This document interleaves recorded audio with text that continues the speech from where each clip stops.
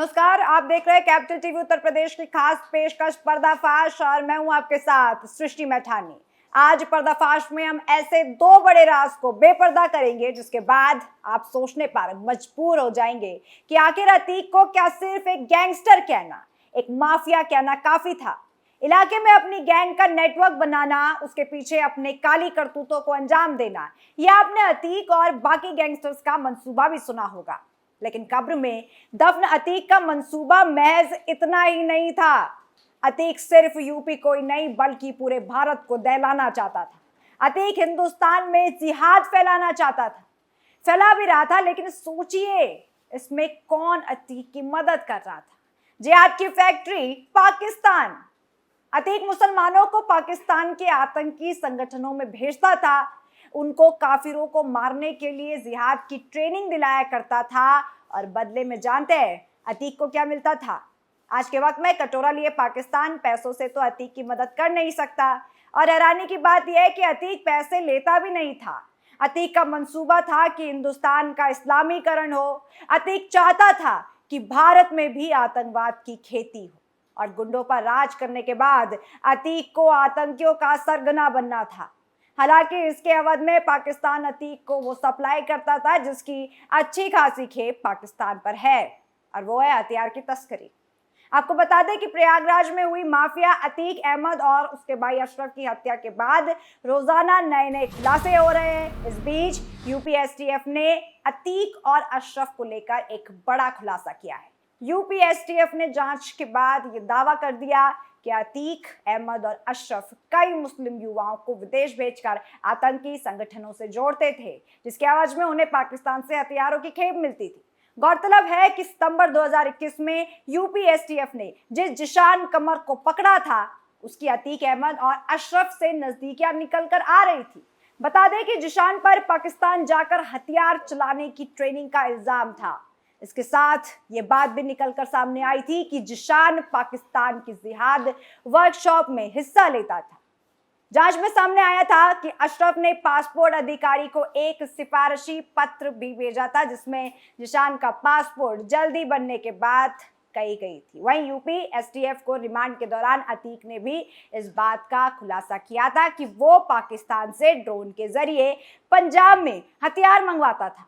सूत्रों के मुताबिक पाकिस्तान हथियार भेजने के लिए पैसा नहीं लेता था। जांच में सामने आया कि अतीक और अशरफ प्रयागराज में मुस्लिम बस्तियां बसाना चाहते थे।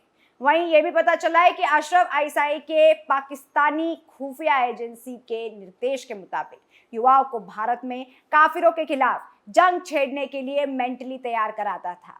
देखा जाए तो उनका ब्रेन वॉश किया जाता था। वहीं यूपी एसटीएफ ऐसे युवाओं की सूची बना रही है जो अशरफ और अतीक की तरफ से विदेश भेजे गए। सोचिए जरा कि ऐसे इंसान को सपा ने देश के मेन पॉलिटिक्स में हिस्सा दे रखा था। ये लोग नेता थे, बतौर 5 बार विधायक भी रहे थे। पार्टियों में क्यों लोकप्रियता, क्यों बाहुबलियों के आगे झुकाव सामने आ जाता है और भूल जाती है पार्टियां कि इनके क्या क्रिमिनल रिकॉर्ड्स है। पिछली बार उत्तर प्रदेश चुनाव जैसे जैसे आगे बढ़ा, समाजवादी पार्टी 5वें चरण में आपराधिक पृष्ठभूमि वाली सबसे अधिक उम्मीदवारों के साथ दौड़ में सबसे आगे हो गई। एसोसिएशन फॉर डेमोक्रेटिक रिफॉर्म्स यानी कि एडीआर की ओर से जारी विश्लेषण में ये बात सामने आई थी, जहां आंकड़ों के अनुसार सपा के 59 उम्मीदवारों में से लगभग 42 का आपराधिक रिकॉर्ड था। एक और खुलासा जिसका पर्दाफाश करेंगे, लेकिन उससे पहले जरूरी था कि आप पहले ये जिहाद और पाक वाला एंगल समझे।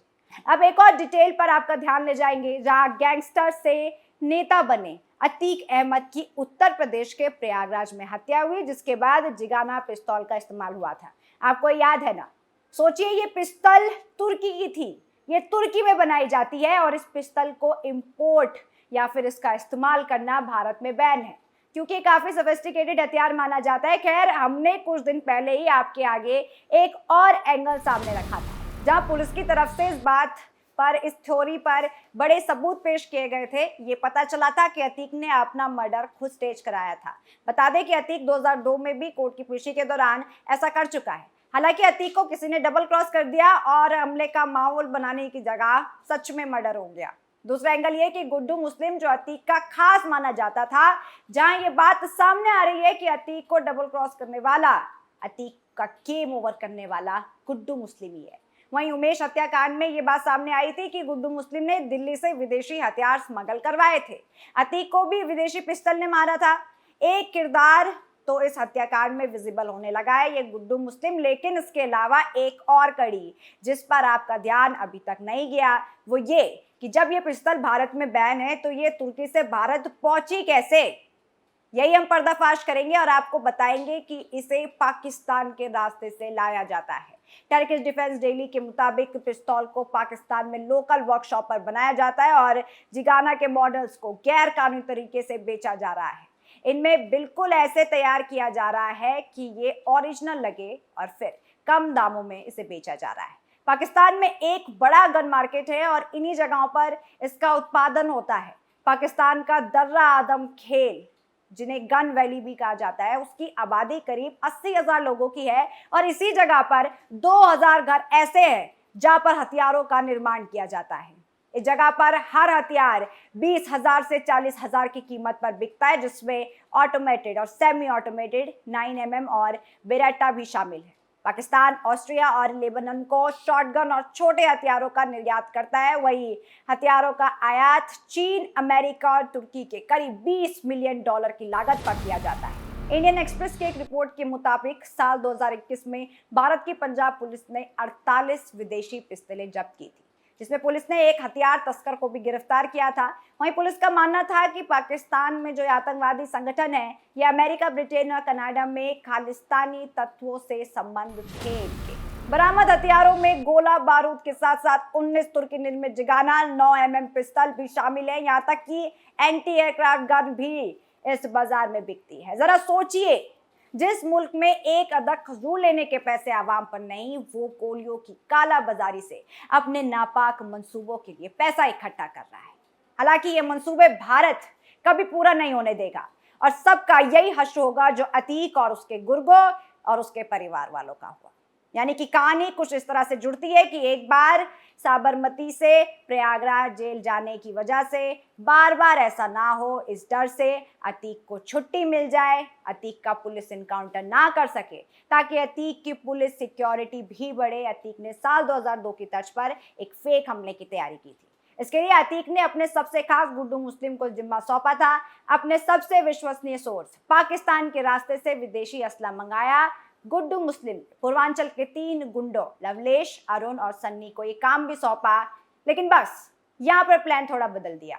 गुड्डू मुस्लिम ने अपना गेम खेला, गोली भी अतीक की थी, प्लान भी अतीक का था, लोग भी अतीक के थे, लेकिन खून भी अतीक का हो गया। इस तरह से अतीक अशरफ की मौत को अंजाम दिया गया। आज के पर्दाफाश में फिलहाल इतना ही। कल लौटूंगी फिर नए किस्से के साथ। तब तक के लिए देखते रहिए कैपिटल टीवी उत्तर प्रदेश। नमस्कार।